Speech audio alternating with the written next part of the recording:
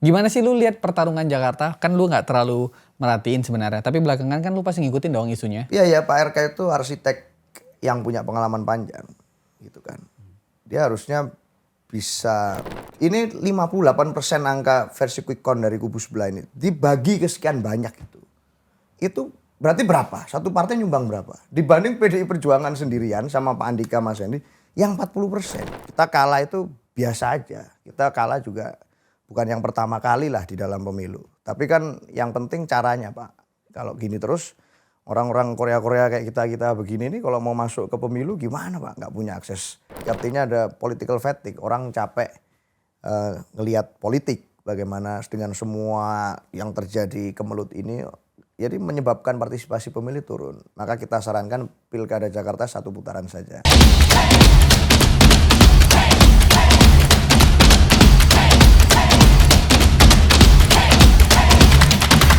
Halo teman-teman semua, kembali lagi di Retorika Show. Hari ini kita kedatangan tamu nih, Gamal. Siapakah dia? Aryo Seno Bagaskoro. Yes. Selamat datang, Belmondo. bro. Ya. Ketemu lagi kita. Ketemu lagi. Ini sekarang gue ikut. Iya. Karena gue tuh mau nanya banget. Gue kan sekarang lagi kemarin dukung Pram tuh. Ini kan kita melihat hasil pilkada kan banteng tumbang gitu. Tanda petik. Lu dukung Pram, gue dukung Ridwan Kamil. Iya. Oke. Ini penting disclaimer ini. Ya. Disclaimer penting. Tapi gue pun bukan PDI ya. Ini disclaimer nih. Gue pun PSI loh. Gue pun PSI. Bentar lagi ya. Gimana soal banteng tumbang? Enggak juga, itu kan kata orang aja ya. Tapi kalau kita baca data kita sebenarnya di banyak daerah malah kita kandang-kandang banteng itu muncul di tempat-tempat baru yang kita nggak pernah menang sebelumnya, Bos. Artinya di Aceh itu kita menang, di Riau, di Bengkulu, di Papua, lalu di Jogja itu mayoritas kabupaten kota kita menang. Nah, terus ternyata kandang banteng yang kata orang itu ada di mana-mana itu sekarang pindahnya ke Jakarta, Pak. Di Jakarta juga menguat suaranya dan ini potensi satu putaran. Kalau aku buka data kemarin itu posisinya berdasarkan quick count dan hitungan C1 ya. Dari 545 daerah pilkada kita menang di 14 provinsi dan 239 kabupaten kota. Jadi ya hampir separuh. Artinya ya masih perkasa, Pak. Tapi kalau ngomongin di Pulau Jawa gimana? Level gubernur nih ya. Ya. Ini kan ladang populasi kan di sini.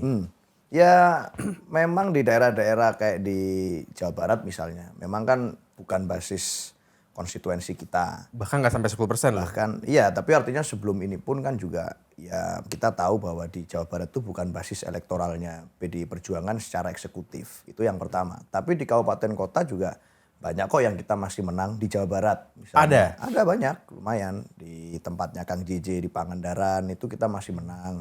Di beberapa kota kabupaten lain kita menang. Yang pertama itu. Nah kalau dalam konteks Banten, ya kita kan kerjasama politik sama Golkar tuh kemarin. Itu sama kayak di Jawa Tengah. Kita ngelihat ada anomali sains yang terjadi. Itu buat kita ya. Anomali sainsnya itu gimana Pak? Jadi kalau kita baca data survei hamin seminggu, 2 minggu sebelum coblosan. Ini harusnya paslon kita menang Pak. Dan trennya itu menunjukkan angka yang konstan naik. Jadi kalau Bu Airin itu terakhir malah itu up 70%. Kalau Airin itu gila sih. Gila Pak. Tapi kalau Andika ini kan tipis banget sebenarnya. Tipis, awalnya tipis tapi kompetitif. Artinya angkanya berkejaran, ini dekat. Dan kita mayoritas survei malah unggul di 1 minggu terakhir. Tiba-tiba pasca coblosan quick count keluar, itu lalu angkanya drop banget. Jadi 58 sama 40, sekian. Yang 58 ini sama persis sama angka Pilpres kemarin gitu. Jadi buat kita aneh banget loh kok bisa ini terjadi seperti ini. Sampai sekarang kita ngecek di semua pola pikir sains ya, di mana-mana social science. Ini melangkai analogi dan analisis apapun yang pernah kita lakukan sebelumnya karena nggak pernah terjadi. Artinya variabelnya cuma satu sekarang. Ada pergerakan yang luar biasa besar di kurang lebih 7 hari terakhir. 7 sampai 5 hari terakhir. Pergerakannya dari mana? Apakah dari parpol? Apakah dari relawan? Apakah dari simpatisan? Kita nggak ngelihat juga kok ada yang semacam itu. Nah yang setelah kita cek di bawah ternyata banyak laporan potensi-potensinya ya di luar partai politik. Pakai jalur-jalur inkonstitusional kita sebutkan lah ya. Ada aparat yang bergerak, ada instrumen negara dan seterusnya. Yang ini laporannya lagi kita kumpulin. Jadi di daerah-daerah itu ya ya anomali sains. Kalau tanpa itu semua nggak mungkin bisa kita angkanya seperti itu. Emang apa sih yang mungkin dilakukan oleh Parcok gitu? Maksudnya secara nyata contohnya apa yang bisa dilakukan sama Parcok? Lu bingung gak sih Bal? Parcok oke, sudah ada Parcok nih dari bocor alus, tapi apa gitu contoh yang bisa dilakukan nih? Satu misalnya ya, yang bisa dilakukan itu adalah mobilisasi dari kepala desa. Itu Parcok kerjaan nih? Bisa. Kepala desa itu punya pengaruh yang signifikan di daerah-daerah. Mungkin kita yang di kota besar nggak tahu itu. Tapi di daerah-daerah itu kepala desa itu untuk jadi kades itu harus tokoh dan ada pemilunya loh Pak. Ada kepemiliannya. Artinya ini orang-orang yang very powerful di daerah mereka masing-masing. Dan itu adalah bagian dari kelompok yang sebenarnya nggak boleh untuk dimobilisasi dan harus netral dalam konteks pilkada. ASN mereka nih? Ya artinya nggak boleh berpihak. Oh kades berpihak. Kades ini ASN sementara dia. Sementara lah karena melalui pemilihan itu. Nah dengan cara-cara gitu mereka punya influence, mereka punya basis massa mereka masing-masing. Tapi pada saat itu, dan mereka punya sumber daya yang cukup kuat karena mengelola dana desa Pak. Itu anggarannya sumbernya dari negara. Artinya saat itu dilakukan patron klien ini terjadi. Orang-orang yang merasa desanya mendapat anggaran dan lain sebagainya dari apa yang dilakukan kepala desa, ini di daerah-daerah patron klien ini terjadi dengan baik. Nah, memanfaatkan situasi patron klien di Indonesia ini caranya gimana ya? Kepala desanya aja ini yang dipakai untuk mobilisasi dukungan. Nah, itu yang dilakukan, diteleponi gitu, untuk kemudian diminta untuk mendukung, dipanggil, diminta menghadap dan lain-lain. Itu yang pertama. Yang kedua ada lagi polanya, motong-motong logistik gotong royong. Misalnya ada teman-teman yang mau bantu gotong royong gitu ya, mau nyumbang apa, diminta untuk tidak, gitu, ditelepon, jangan nanti kalau ini nanti gini-gini. Nah ditelepon gitu aja namanya ini otoritas keamanan Pak, otoritas aparat yang pasti secara strata sosial kan ini orang biasa Pak yang mau melakukan itu. Pada saat harus berhadapan dengan kewenangan otoritas seperti itu ya gimana, kita aja orang biasa kalau ketilang di jalan aja udah gimana rasanya, itu otoritas negara, apalagi ini mereka dalam konteks politik pasti ada perasaan nggak enak. Nah ini laporannya banyak sekali. Apakah mudah untuk kita menampilkan itu pada saat di momen pilkada yang cuma 60 hari? Nggak gampang Pak, waktunya singkat dan mayoritas pergerakannya ini memang nggak kasat mata. Kadang orang pada saat ditelepon apa sempat dia ngerekam? Nggak juga. Pada saat dia mengalami panggilan apa sempat dia melakukan? Nggak juga. Tapi artinya pembuktiannya memang tidak mudah. Tapi laporannya kita terima asli banyak sekali Pak. Itu yang terjadi di Jawa Tengah dan Banten. Sejauh ini dari yang kita terima itu. Kalau udah ngelawan itu mau gimana Pak? Mau mesin partai bergerak maksimal, mau semua bergerak maksimal, mau tokoh-tokoh kita minta endorse dukungan siapa lagi? Susah Pak kalau caranya melawan yang seperti itu. Udah legowo? Ya dalam konteks memperjuangkan itu kita masih berjuang. Tapi apapun ya kita bukan anak kecil Pak. Artinya kalau sudah ini bukan masalah menang kalah gitu loh. Kita kalah itu biasa aja. Kita kalah juga bukan yang pertama kali lah di dalam pemilu. Tapi kan yang penting caranya Pak. Kalau gini terus orang-orang Korea kayak kita begini nih kalau mau masuk ke pemilu gimana Pak? Nggak punya akses sumber daya yang banyak, nggak bisa punya kekuasaan, terus mau masuk pemilu caranya begini. Sampai kapan kita akan begini? Itu yang kita persoalkan di situnya. Gitu. Oke, kalau dari gua tuh kan kalau kita perhatikan juga PDI Perjuangan ini di Jawa Tengah itu bukan baru satu periode dia merawat konstituen tuh, udah lama kan. Jadi Jawa Tengah ini bisa dibilang udah berapa periode ya? Setelah reformasi itu PDI Perjuangan Jawa Tengah tuh udah dirawat tuh Jawa Tengah itu oleh PDI Perjuangan. Lu mengakui nggak kalau misalnya Jawa Tengah jatuh itu karena nggak dirawat dengan benar? Menurutku nggak juga ya. Kemiskinan tinggi katakan itu. Faktanya kita buktinya di pileg kemarin itu suara angka kita juga masih jadi pemenang pileg. Itu di angka 25,9% Jawa Tengah. Nah artinya kalau mesin partai Optimum bergerak, kemarin angkanya Pak Andika Mas Dendi itu 40%, 40, sekian. Artinya udah melampaui suara partai. Optimum bergerak semua. Satu itu. Kalau kita nggak merawat basis itu, apa mungkin di pileg kemarin kita masih dapat suara yang paling dominan? Kayaknya akan susah. Apakah mungkin itu terjadi? Enggak. Jadi kalau masalah merawat, bondingnya udah panjang. Ketemunya sama orang-orang Jateng kita ini udah panjang banget. Dan aku rasa bukan persoalan itu. Tapi ya ada banyak faktor lain ya yang saling bertumpuk satu sama lain itu. Yang kita lihat kemarin. Selain yang aku bilang tadi kan, ya ada endorsement dari banyak orang, dari artis-artis ibu kota, dari mantan presiden, ya gimana? Ya itu terjadi ya. Berarti sekarang fenomenanya Wong Cilik udah milih influencer. Wong Cilik. Tapi apa salahnya endorse? Kita nggak bercanda terus sih dari tadi kita serius Iya, terus Pak. kayaknya, ini gitu. kayaknya Wong Cilik tuh udah pindah, kayaknya ngikut influencer. Emang apa salahnya kalau influencer datang? Ya nggak salah kalau Kan, gitu. iya nggak ada yang salah. Berarti Mas Andika kurang endorse. Gini Pak, Iya, mantan presiden endorse pun nggak ada masalah. Iya, kan? Kita nggak bilang masalahnya itu salah benar enggak Pak. Masalahnya satu, ini PDI Perjuangan sendiri lawan berapa belas partai nih, berapa belas partai. Situasinya berapa belas partai ini plus lagi dukungan dari banyak orang yang masih punya kedekatan dengan lingkar kekuasaan. Belum lagi faktor yang instrumen negara yang digunakan. Dapat angka 40%, itu menurutku tuh udah pembuktian kita perkasa Pak. Ini modal buat pileg nanti kali ini. Modal pileg, modal apapun lah. Itu artinya ada 40% rakyat Jawa Tengah yang masih percaya sama calonnya PDI Perjuangan. Buat aku itu modal yang luar biasa Pak. Gue denger tuh Pak Andika sampai nggak ada kampanye akbar ya. Gak ada, turun terus. Budget nggak ada juga. Budgetnya juga minimalis. Jadi ini bayangin kalau itu sekian belas partai sama tokoh-tokoh yang lain-lain itu plus. Ini 58% angka versi quick count dari kubu sebelah ini dibagi ke sekian banyak itu. Itu berarti berapa? Satu partai nyumbang berapa? Dibanding PDI Perjuangan sendirian sama Pak Andika Mas Hendy yang 40%. Jadi buat aku kalau dikatakan kita tumbang di kandang banteng di Jawa Tengah dengan angka seperti itu enggak juga. Oke.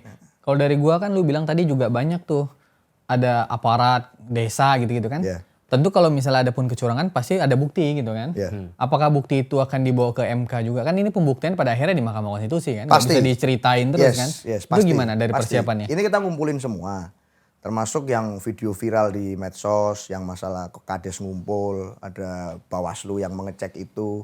Semuanya kita bawa semua, termasuk bukti-bukti yang lain ya, lagi kita kumpulin di bawah.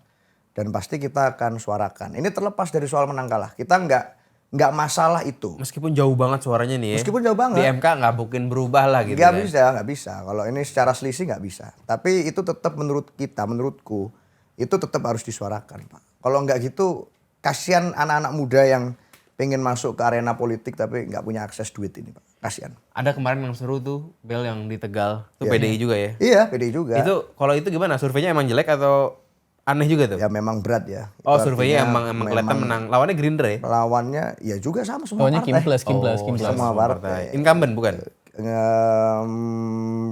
Bukan incumbent. Oh bukan incumbent. Incumbentnya nggak bisa maju. Udah 2 kali. Bukan, dia mau maju tapi rekom partainya kan keborong di sini semua gitu. Harusnya lawan kota kosong berarti? Pak? Harusnya itu settingnya kota kosong. Oh gitu. Gitu terus muncul mereka, ini pasangan muda ini. Kenapa nggak lu aja?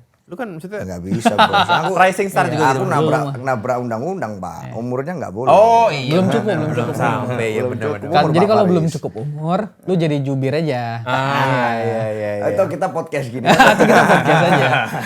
Berarti 10 tahun lagi mungkin lo ya? Ya kalau mungkinnya mungkin. Masalahnya akan apa enggak nggak tahu. Tapi gimana suasana PDI ini ketika Jateng ketahuan kalah nih kan?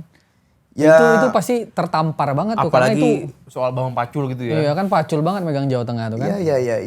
Dia bilang Pacul ini yang berdosa padahal kan ini orang baik, Bos. Korea baik ini. Iya enggak lah. Enggak ada, kita enggak salah-salahan lah. Iya. Itu buat kita yang penting saat ini kandang bantengnya geser ke tempat lain. Ke Jakarta. Tapi lebih strategis mana Jakarta or Jateng in terms of ngomongin pilpres nih, ngomongin banyak-banyakan orang. Kalau gitu. gua ya, kalau pandangan gue ya, sebagai partai PDI Perjuangan yang sangat lekat dengan Wong Cilik tuh adanya di Jawa Tengah, Oh, di di Jawa Jakarta Timur. kan gitu. Di Jakarta uang besar. Jakarta juga ada Pak. ya? Artinya kan pembangunan Jakarta itu kita kalau lihatnya di Menteng, di Sudirman, Kuningan, di Kemang ya itu orang besar-besar Pak. Tapi kalau kita masuk ke Ganggang, ke utara, ke timur, kemana-mana itu kan juga masih banyak yang adalah bagian dari Wong Cilik itu. Jadi ya menurutku secara populasi ini melting pot. Epicentrum semuanya it's happening here. Media exposure di sini. Semuanya di Jakarta. Jadi ya menurutku kalau kita bisa menang di Jakarta itu akan membuktikan bisa jadi pilot project. Kayak gini loh saat PDI Perjuangan memimpin daerah 5 tahun ke Jadi depan. tombaknya Mas Pram. Kayak begini tombaknya cagup dukungan kita. Ya. Tapi nggak mungkin jadi capres kalau Mas Pram dia nggak dua mau putaran, dia. dua putaran. Dua putaran gua. Cuman kan ngomongin soal populasi memang tetap jauh ya. Iya. Jauh. Jakarta berapa, Jateng berapa. Jauh. Kenapa dulu nggak Pak Pacul aja sih yang maju? Maksudnya orang emang beneran orang Jawa. Kalau Pak Andika ini kan ya bahasa Jawa pun nggak bisa lah kita bisa. Dia nggak lancar juga loh ngomong Jawa gitu. Ya tapi menurutku ada Mas Hendy di situ. Mas Hendy ini wali kota Semarang yang fenomenal banget. Di Semarang Raya hampir semua orang ya kenal lah dengan. Sefenomenal Jokowi zaman di Solo. Angka pemilihannya dia waktu maju wali kota yang terakhir kemarin itu 93% kalau nggak salah. Pemilunya? Pemilu. Jadi itu udah satu pembuktian kan di Semarang dia sangat diterima. Kenapa nggak dia aja kalau gitu kan? Ya Pak Andika ini bintang berapa Pak? 4. Bintang 4. Nggak mungkin Panglima jadi wakil, TNI nggak yang zaman dia mimpin TNI dulu juga prestasinya banyak banget loh Pak. Artinya di zaman itu TNI itu dianggap institusi yang dihormati banget. Dia bikin terobosan macam-macam kan. Yang masalah tesnya itu dibikin progresif. Habis itu dia menerima tentang pada saat itu kan ada prajurit yang ini gendernya ternyata perempuan apa laki-laki itu yang dan itu dia memberi ruang inklusivitas yang keren banget waktu dia jadi panglima. Jadi buat aku ya secara prestasi emang Pak Andika nggak ada yang mempertanyakan. Jadi mungkin belum garis tangannya aja kali di Jawa Tengah. Mas Pacul jago iya, tapi dia diperlukan untuk menyolidkan internal partai. Menuju Kongres. Menuju Kongres. Ya untuk menangkan pilgub Pak. Sebelum masuk Kongres Jatim dulu Jatim. Jatim dulu. Aku tuh sebenarnya ngurusin Jatim, makanya kita mikir. Oh, ngurusin Jatim. Mikir. Gimana Bu Risma gitu kan? Ya, Bu Risma gimana? Lu kan anak Bu Risma, anak ideologi Bu Risma ya. Oh gitu ya. Karena sekota Surabaya ya. Iya, aku zaman sekolah itu dipimpin Bu Risma Pak. Jadi ya aku tahu betul lah waktu dia mimpin kota itu kayak apa. Dia juga terkenal di Surabaya. Sangat terkenal. Suara tinggi. Sangat waktu tinggi. pemilu Waktu gitu. pemilihan yang kedua juga 86,6%. Jadi tinggi banget. Jadi secara wali kota dia fenomenal. Dia nutup Doli waktu lokalisasi yang gede itu. Dan memang masa kampanye kemarin kan sangat singkat. Artinya cuman 60 hari kan. Dibandingkan calon petahana yang kemarin di Quick Count menang. Itu Bukoviva itu maju pilgub sudah 4 kali Pak. Jadi yang 2 kali kalah sama Pak Dekarwo dulu. Kemarin menang. Terus ini artinya periode keempatnya ini maju sebagai cagup. Udah kayak Prabowo gitu ya. Jadi udah di nasional gitu. Dengan angka kita 33, sekian persen Bu Risma. Ya buat aku itu di masa yang sangat singkat kampanyenya itu Bu Risma luar biasa menurutku. Kalau gue sih ngeliat Risma tuh 5 tahun lagi maju lagi tuh. Masih bisa itu. Iya. Tapi kalau Pak Andika kayaknya enggak ya. Maksudnya apa ya? Nggak kerasa aja aura-aura Kayak di debat pun kayak agak lebih jago Mas kurang Hendy gitu gitu. ya. Ya santun banget. Santun Pak banget Andika itu bener dah. Orang baik the best. Orang baik tapi Jenderal santun. kurang kita kalau orang baik gitu. Nggak bisa buat ini bahan kita ngobrol-ngobrol gitu. Susah kita apa kita Santun Bang? aja gitu sama orangnya. Tapi memang keren sih Pak Andika keren menurutku, figur masa depan juga. Apapun meskipun dia kemarin kita menghadapi situasi yang nggak mudah di Jawa Tengah, tapi dia membuktikan dia satria Pak, patriot Pak. Kalau di Jatim lu udah tahu kalah kan sebenarnya? Oh waktu Ya, 19 survei. Berdasarkan science ya, social science ini kan survei kan. Survei terakhir itu malah kita 20 sekian persen. Itu hamin 2 mingguan lah. Kalau tiba-tiba Risma 20% terus suaranya 70%. Berarti anomalinya Itu Anomali Banten, science. Pak. Itu Banten, Itu anomali Pak. science. Itu Banten, Pak. Itu Banten. Itu. Tapi kalau di Jawa Timur enggak. Itu ya memang ada kenaikan, trennya naik-naik. Tapi ya hasilnya nggak beda jauh sama survei. Tapi kok kalau survei emang udah kecil kenapa diperjuangkan maksudnya gitu ya? Ya terus masa kita tidur Pak? Artinya ya perjuangan ini kan bukan. Kalau kata Pak Prabowo gini bos, kalau Anda merasa kalah, jangan merasa kalah. Pendekar kalau jatuh berdiri lagi. Itu pendekar itu politik. arus baliknya kan ada terus. Iya. Artinya waktu debat orang jadi lihat. Terus gimana waktu Bu Risma keliling itu aku yang jadi saksi. Bu Risma itu, jadi Jawa Timur itu nggak kayak Jakarta Pak. Titiknya itu jauh-jauh. Aku 2 minggu sebelum pemilu itu di Jawa Timur ngerasakan betul 1 hari kampanye 3 kabupaten kota. Jauh. Capeknya kerasa Pak, jauh Pak. Dan Bu Risma itu keluar rumah jam 6 pagi, masuk itu jam 3 malam Pak. Itu tiap hari begitu, berapa titik itu. Maka perjuangannya all out betul. Dan dengan situasi yang serba minimalis, kita juga menghadapi pilkada serentak yang itu energinya pasti terbagi. Bu Risma maksimal banget itu kelilingnya. Jadi kita ikut semangat lihat Bu Risma begitu, dia punya program yang keren banget. Sekolah gratis, nggak pakai iuran, pendidikan gratis segala macam. Buat aku keren banget dengan situasi itu dan layak untuk diperjuangkan sampai akhir. Gitu. Kalau Bali aman ya? Bali 60 sekian persen. Bali gue lihat aman ya. Cuman kalau nggak salah Giri Prasta itu lebih bagus surveinya ya dibanding Iwayan Koster gitu ya. Kan kemarin udah jadi satu. Jadi Iya, maksudnya legowo banget gitu ya. Maksudnya wakilnya tuh mau jadi wakil gitu. iya ya Pak Koster kan gubernur petana satu. Pride bos, masa gubernur jadi wagub? Loh di Nggak boleh, aturannya nggak boleh. di NTB kan pecah wakil sama gubernurnya. Iya. Tapi di Bali tuh maksudnya PDI ini solid juga gitu. Ya solid lah, kita buktinya dari 9 kabupaten kota di Bali, 8 kita menang kemarin. Artinya ya jadi ini penguatan betul di Bali, sama provinsinya menang. Aku cuman sekali ke Bali dan aku lihat antusiasme masyarakat baik untuk Pak Koster sama Pak Giri emang gede banget. Beliau berdua paham adat lah. Jadi Pak Koster waktu mimpin Bali itu satu, dia bikin visi Bali 100 tahun. Artinya nggak hanya 5 tahun, 10 tahun, ini semacam apa ya, repelita itu ya, tapi 100 tahun. Jadi visinya udah dia buat zaman dia jadi gubernur. Terus pembangunannya dia bikin di mana-mana. Termasuk dia juga sangat concern sama desa-desa adat, Pak. Di Bali itu masalah culture desa adat tuh sangat penting. Makanya nggak bikin MRT gitu-gitu. Dia nggak bikin itu kan nggak boleh kan, bikin gedung tinggi yang di atas pohon kelapa aja ada prinsip-prinsip kultural yang dijaga. Jadi memang dia sangat concern di situ dan itu nilai plus. Nah Pak Giri juga dia seorang seniman gitu ya. Jadi memang seni adat istiadat Bali dia paham betul, dia dekat sama banyak kelompok kultural. Jadi dua-duanya memang figur elektoral yang keren menurutku. Jadi surveinya juga bagus. Ya, jadi kemenangan itu sekali lagi linear sama hasil survei gitu loh, nggak tiba-tiba terus trek gitu enggak. Itu Banten yang paling. Anomali. Gua pun bangun Bel, sudah bisa menang ini. Gue jam 3 ngeliat itu kan, lagi makan gue.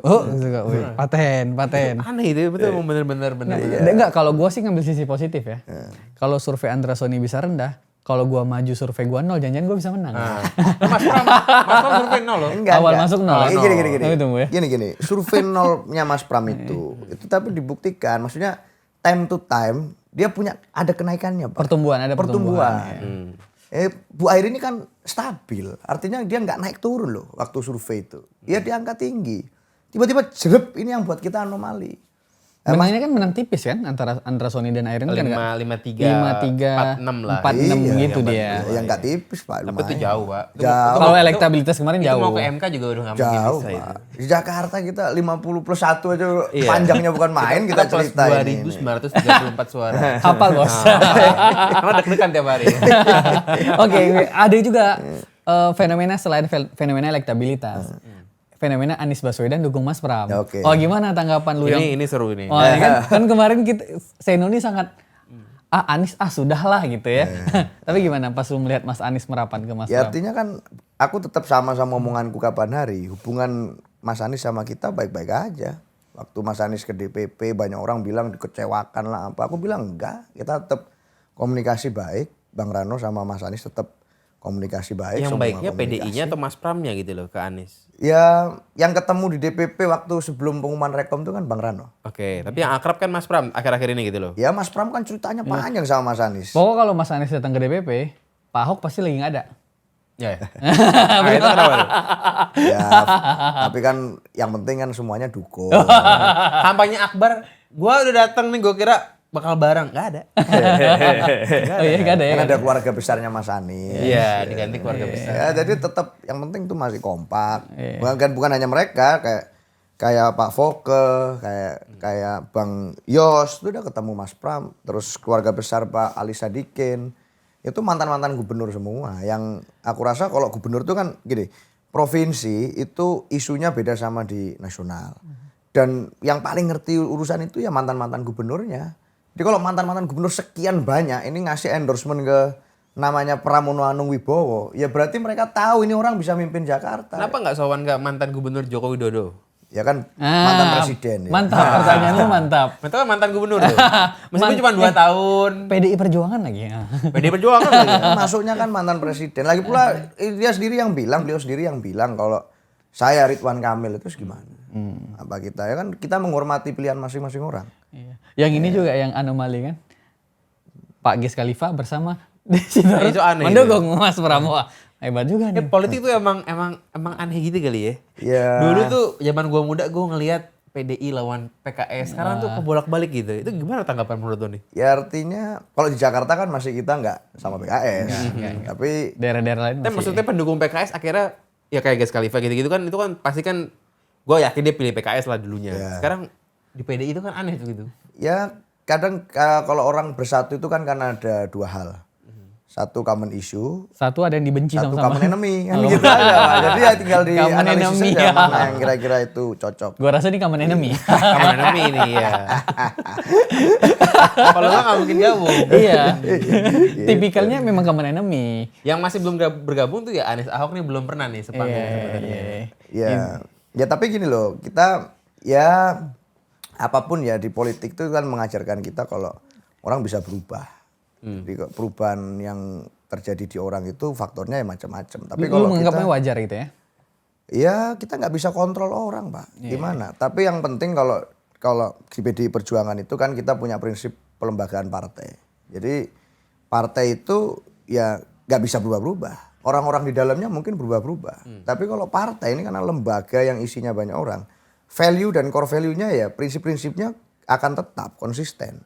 Jadi ya kita sepakat bahwa ya sudah kalau kita di partai, di organisasi ya kita memperjuangkan prinsip-prinsip itu. Cuman kenapa sih PDI ini nggak ngambil langkah yang lebih moderat dikit? Kenapa harus nyerang Jokowinya itu kencang banget? Setelah Hasto itu muncul di AFU, Akbar Faisal, itu badainya kencang loh.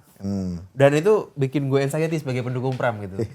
Ya kita menganggap penting untuk bicara. Kayak aku bilang tadi.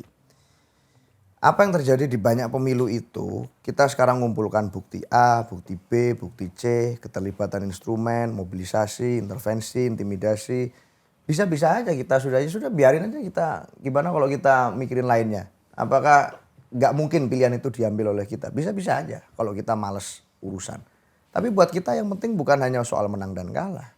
Kalau kita pengen menang aja, nggak usah susah-susah. Dulu waktu kita diajak 3 periode, iyain aja Pak. Itu pasti menang Pak. PDI Perjuangan pasti menang lagi. Presiden kita pasti punya. Angka suara kursi di parlemen pasti akan meningkat jauh. Kemudian pilkada kita pasti akan menang total. Udah itu akan didapatkan semua. Tapi kan kita nggak ngambil pilihan itu. Kita anggap kita harus ngomong. Ini bukan hanya soal menang kalah. Tapi bagaimana kemenangan itu didapat. Dengan cara terhormat atau enggak. Dengan cara yang benar atau cara yang nggak benar. Nah ukuran itu kita pikirin. Maka kita ngomong. Itu aja kalau aku sih itu. Cuma dengan demografi orang Indonesia yang sukanya yang sopan santun. Itu kan maksudnya itu kan hitungan politik gitu ya. Ya. Gimana maksudnya Hasto ini kan kayaknya emang attack terus gitu. Ya kita sekarang punya teknologi namanya artificial intelligence. Tapi ada juga pola-pola yang namanya artificial politics. Ya politik rekayasa, politik pura-pura, politik manipulasi. Itu langkah yang nggak kita ambil. Kebetulan begitu. Kenapa? DNA PDI Perjuangan ini berjuang di masa yang nggak mudah Pak. Di tahun 98 dulu itu mengkristal ini ide tentang PDI Perjuangan. Lawannya susah, kita menghadapi negara waktu itu rezim yang keras dan seterusnya. Dan itu yang membuat jadi tangguh. Pada waktu itu kita nggak punya apapun. Ya, gubernur nggak ada, wali kota nggak ada, bupati nggak ada, DPRD nggak ada karena nggak ikut pemilu tahun sebelumnya. DPR RI semua nggak ada Pak. Kantor partai punya 1 dibakar pula, nggak ada. Tapi kita semuanya tetap memutuskan untuk kita harus bicara dan do something. Dan itulah yang membuat PDI kuat. Nah artinya kalau sekarang kita masuk di fase ini, oke, aku paham, I understand itu pilihan yang tidak mudah. Di medsos kita luar biasa diserang di mana-mana. Tapi pilihan ini buat kita adalah pilihan yang terhormat karena kita bicara yang benar. Kita bicara yang menurut kita harus kita suarakan. Apapun hasilnya itu nomor kesekian. Yang penting kita fight dulu. Itu kalau kita. Ya pilihan orang. Maksudnya kan Prabowo pun untuk menjadi presiden dia kan merubah gayanya gitu loh. Ini kan berarti nyata gitu ya, maksudnya efeknya itu nyata gitu. Ya tapi kan Pak Prabowo waktu jadi presiden pidato pertamanya langsung jadi Pak Prabowo yang Ini sesungguhnya. perubahan PDI sekarang ini. Di mana-mana muncul Prabowo patriotik. Seorang Adian kok bisa muji Jangan-jangan Prabowo? Bu Mega udah ketemu Pak Prabowo kali ya? Kan kemarin kita pertanyaan gue itu udah ketemu kali ya? Tapi lu sekarang udah suruh belum sama Pak Prabowo? Ya masih fokus pilkada semua Pak. Enggak, lu-nya udah oke belum? Sama Pak Prabowo udah klik belum? Lah aku cocok kok sama Pak Prabowo. Siapa bilang aku gak cocok? Kalau Seno kan nggak ada jejak digital lah maksudnya. Tapi kalau Deddy Sitorus, Adian, ini kan ini aneh. Coba bilang lagi, lu cocok sama Prabowo? Aku cocok. Oke, potong. Hormat jenderal. Gak apa-apa, gak gini loh. Pak Prabowo itu setidaknya presiden yang apa adanya. Dia waktu dia sikapnya A, ngomong A dia. Meskipun endorse di Jateng. Ya apapun yang dia itu dia patriotis. Dia menunjukkan sikapnya dia. Wah gitu. Meskipun orang banyak yang mengkritik, debatable lah ya. Masalah itu aturannya gimana, masalah kepantasan. Tapi kan di depan dia melakukan itu. Enggak bilangnya ya tapi enggak. Bilangnya enggak tapi iya. Bukan begitu gaya politik Pak Prabowo. Buat aku ya. Yang enggak iya itu gaya politik siapa tuh? Ya Pak satunya. Kan gue nanya doang. Jangan tuh junjungannya Belmondo. Iya, Langsung berdebat kita di sini. Gak apa-apa. Itu menurutku Pak Prabowo oke. Apapun kita punya perbedaan pandangan politik biasa. Tapi dia patriot. Berarti bukan oposisi ya? Ya kita nggak ada di dalam pemerintahan. Iya, seperti Nasdem, Nasdem kan juga enggak. seperti PKS. PKS kan ada masih. Nggak ada. Pak Yasirli. Iya, saya ada Itu lah. apa? Itu PKS. Itu Wamen, PKS. Wamen ya? Dia menteri. Oh, menteri. Dia Bukan orang PKS. tapi di endorse oleh PKS secara resmi. Secara resmi. Kalau kita nggak ada. Jadi sekarang PDI itu dia nggak apa ya? Bukan oposisi, tapi di luar pemerintahan. Iya, tapi akan di parlemen akan vokal nggak? Maksudnya gitu loh. Ya pasti vokal lah. Menurutku kan kita nggak ada beban. Kalau misalnya Prabowo punya proyek besar akan setuju aja apa gimana? Nggak mungkin lah. Artinya ya kita akan objektif ya. Kalau itu kita anggap rasional, nggak menyusahkan rakyat, ya kita Ya, pasti makan dukung gratis aja. lah, itu kan yang paling mercusuarnya tuh. Iya kita pasti mendukung program pemerintah pusat. Ini kan yang berusaha dikaburkan di pilkada ini kan kemarin kampanyenya seakan-akan kalau yang menang itu dari partai yang tidak ada di dalam pemerintah, maka itu akan melawan program pemerintah pusat.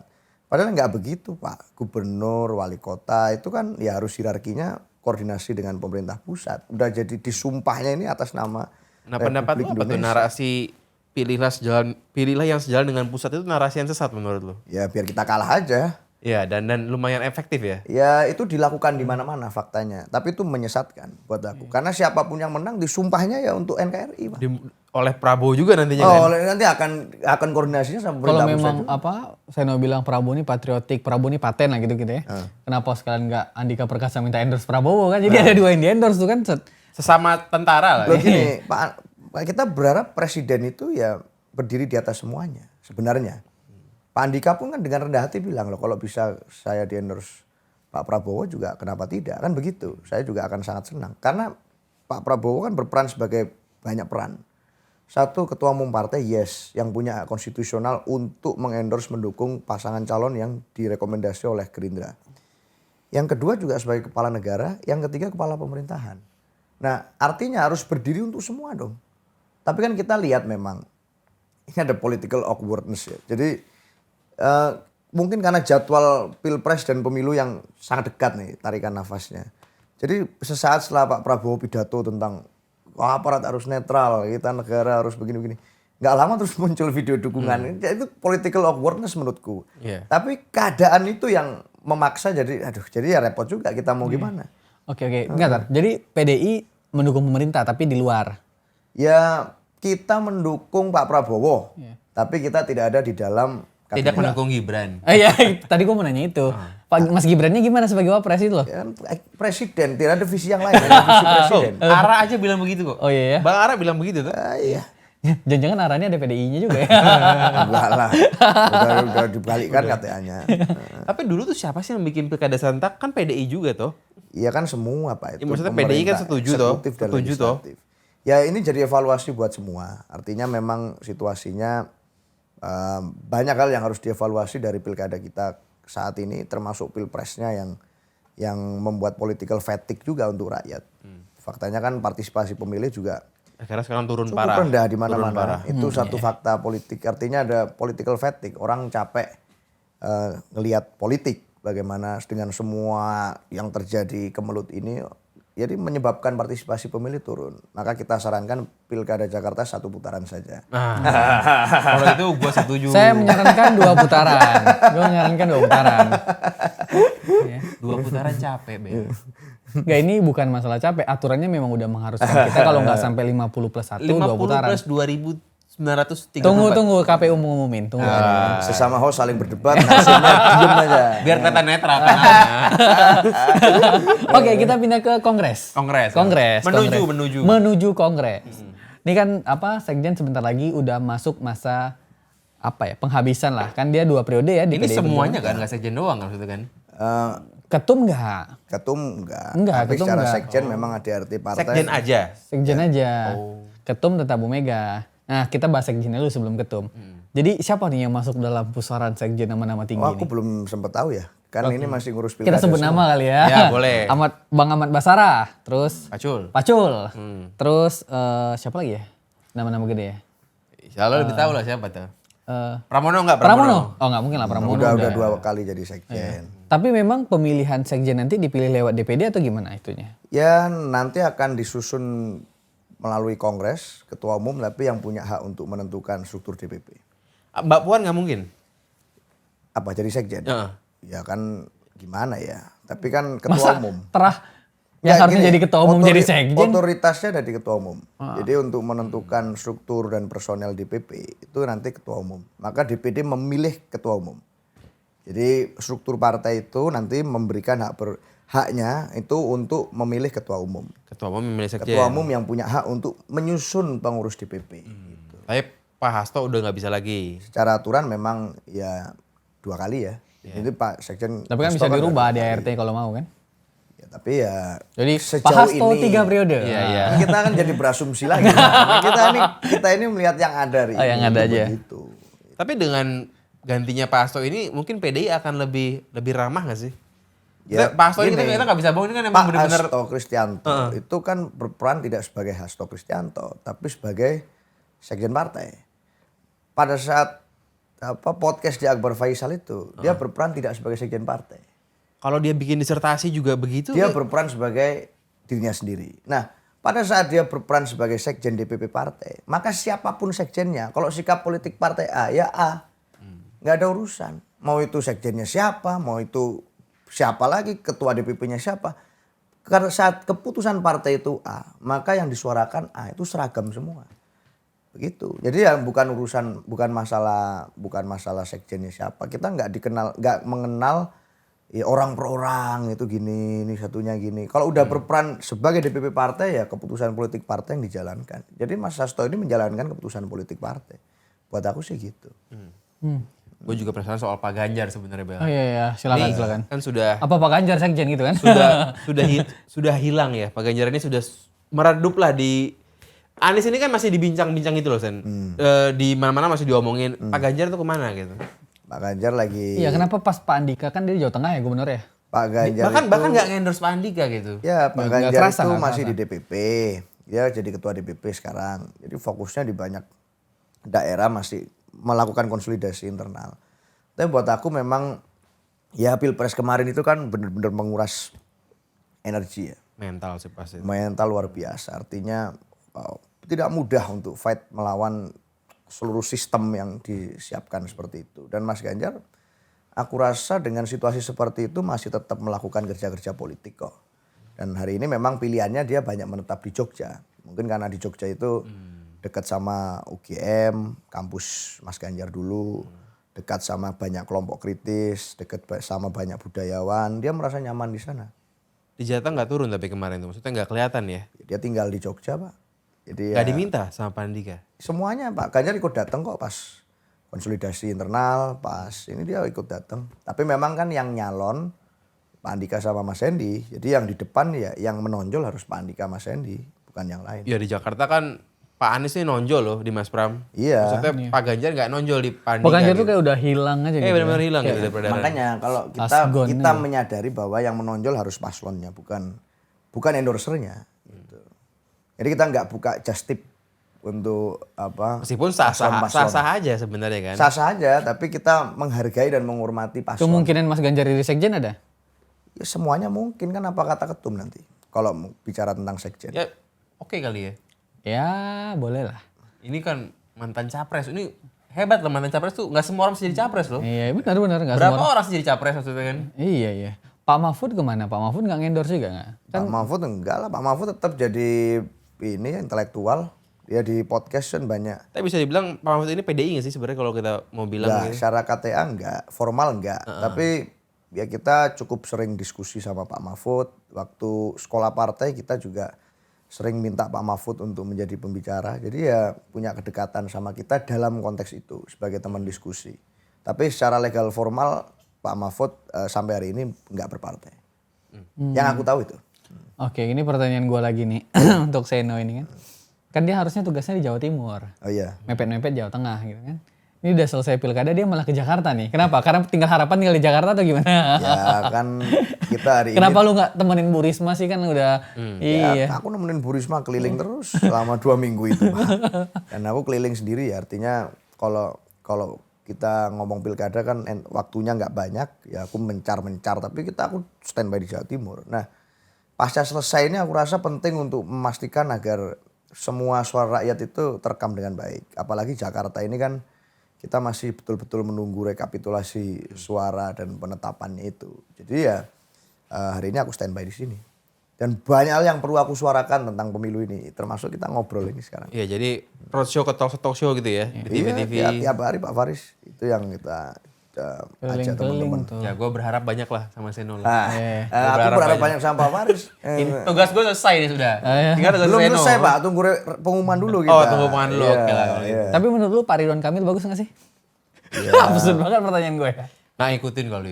Ya Gimana sih lu lihat pertarungan Jakarta? Kan lu nggak terlalu merhatiin sebenarnya. Tapi belakangan kan lu pasti ngikutin dong isunya. iya Pak RK itu arsitek yang punya pengalaman panjang gitu kan. Dia harusnya bisa jadi gubernur Jawa Barat yang baik. Karena Dan KTP-nya pasti menang lah itu. KTP-nya masih di Bandung. Aku nggak tahu ada ambisi kekuasaan apa yang mendorong beliau akhirnya ke Jakarta dan siapa yang meminta itu. Karena kalau kita mengatakan dia maju di Jawa Barat, potensinya sangat besar, Pak. Pastilah itu. Iya. Mutlak itu sih kayaknya. Jadi ya apalagi KTP-nya aja masih Bandung. Nyoblosnya kemarin nyoblos di Bandung kan, bukan di Jakarta harusnya. Jadi menurutku ya itu entah ambisi kekuasaan siapa yang meminta Pak RK itu untuk pindah ke Jakarta. Dan itu adalah dampak dari ambisi kekuasaan. Itu aja. Kalau di Jakarta gimana lo ngelihat suara pasangan independen yang tiba-tiba melejit Oh iya, Dharma Pongrekun. anomali gitu? Ya kaget juga ya nambah-nambah 3-4% ya. Itu kan tapi secara statistik tuh 2 kali lipat loh. Dari Iya. survei dia 5% sekarang 10, Iya. Ya aku masih belum Gak mungkin Pak Dharma Kun pakai aparat negara kan udah independen. ya meskipun dia purnawirawan polisi ya, tapi kan dia udah purnawirawan gitu. Pak Dharmanya nggak mungkin, tapi untuk mengganjal 1 putaran kan mungkin aja terjadi. Mengganjal 2 putaran maksudku. Ya, lu Agar itu konspiratif sih, agar itu cuman bisa 2 putaran. Bisa-bisa aja itu kemungkinan, konspiratif, kemungkinan. Ya kan kita pada nggak tahu. Tapi memang itu juga ada lonjakan suara yang cukup tinggi. Jadi ya menurutku setidaknya yang penting Mas Pram 50,07. 50,07. Amin kabul. 2 putaran. 2 putaran. Oke, gue lanjut lagi nih. Anies ada kemungkinan gak sih diusung PDI jadi presiden 2029? Ya Mas Anies aja belum masuk partai kok. Iya. Tapi pendapat gue ya, gue bukan orang PDI ini. Gue berterima kasih sama Pak Anies loh. Maksudnya dia mendukung Mas Pram. Aku juga. Somehow PDI itu, ayolah. Maksud gue harus ada baik juga ke Anies gitu. Ya, Ini ya kayaknya PDI-nya gak baik banget kan Anies gitu ya? Jangan sampai begitu loh harapan gue. Enggak. Aku respect dan hormat sama Mas Anies. Gitu ya. Apapun kita berbagi nasib yang sama pada saat pilpres. Nah, Iya ya. Ini kan sekarang yang sama-sama pertama. punya common enemy lah gitu. Jadi yang sebenarnya ini pertama. perkumpulan orang kalah gitu ya. Perkumpulan orang yang dicurangi. Oh, iya. Wah, kalau gua ya kan banyak yang ngomong dicurangi, curang-curang. Ya silakan lapor aja ke Mahkamah Konstitusi. Maksudnya dibuktikan secara publik. Iya itu, Gitu tapi kan faktanya kan memang di MK. Wah, gue udah mulai berdebat nih sebagai host kan. Enggak bos, gini bos. Gini bos, Gimana? MK itu udah menghasilkan ini loh, dokumen yang legal formalnya ada. Ada dissenting opinion. Iya benar. Dissenting opinion itu masuk loh dalam dokumen legal negara yang itu tercatat terus, dan itu ada 3 dissenting opinion di sana yang Hakim MK mengatakan bahwa mengkonfirmasi beberapa yang kami sangkakan. Iya, tapi variabelnya kan 9 pada akhirnya cuma 3, nggak bulat. Iya benar, tapi kan ada dissenting itu. Ada dissenting ada. Ya dulu juga PDI pas menang lawan Prabowo juga ngomongnya begitu. Kalau ada kecurangan ya laporin aja. Kan gue di barisan Prabowo. Oh iya, dan gue juga bilang kan ada dissenting opinion, kan ngulang aja tuh kan.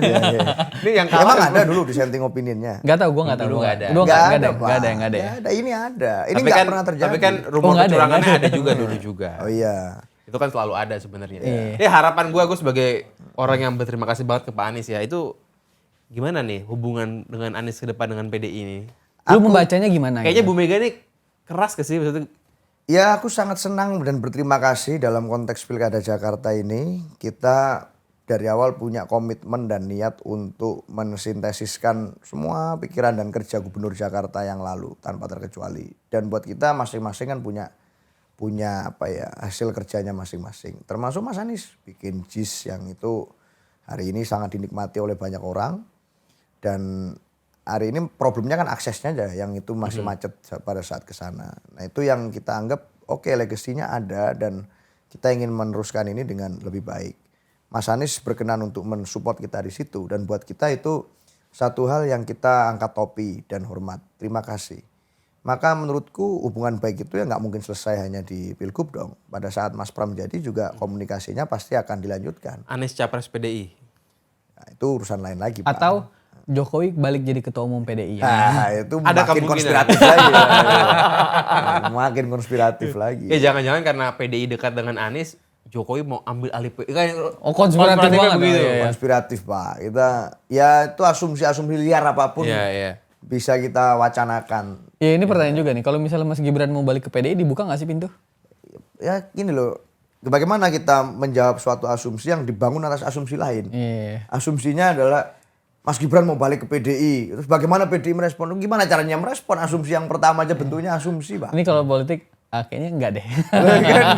Jawabannya kayaknya enggak deh. Logiknya enggak masuk, Pak. Enggak bisa kita menjawab itu. Jadi ya nggak bisa. Itu asumsi yang di atas asumsi. Ya gue sih cuma nitip itu doang Bel kalau gue nih. Nitip Pak Anies gue. Oh, Gue nitip Pak Anies. udah kayak ketum partai lu nih Anies. Gue berterima kasih lu. Iya. Dukungan dia itu membuat gue pede di hari akhir. Iya. Kalau nggak ada Pak Anies, limbung itu. Bel. Yang buat gua PD 2 putaran tau gak lu apa? Apa? Pak Dasko buat statement di Senayan. Kayaknya kita akan 2 putaran. Nah, mantap. Jadi karena yang ngomong Sufi Dasko lo percaya ya? Gua respect Bang Da. Kita kasih trivia dulu. Gua kasih pertanyaan lu jawab cepat. Boleh. Anies Ahok, Ahok. Pram Hasto.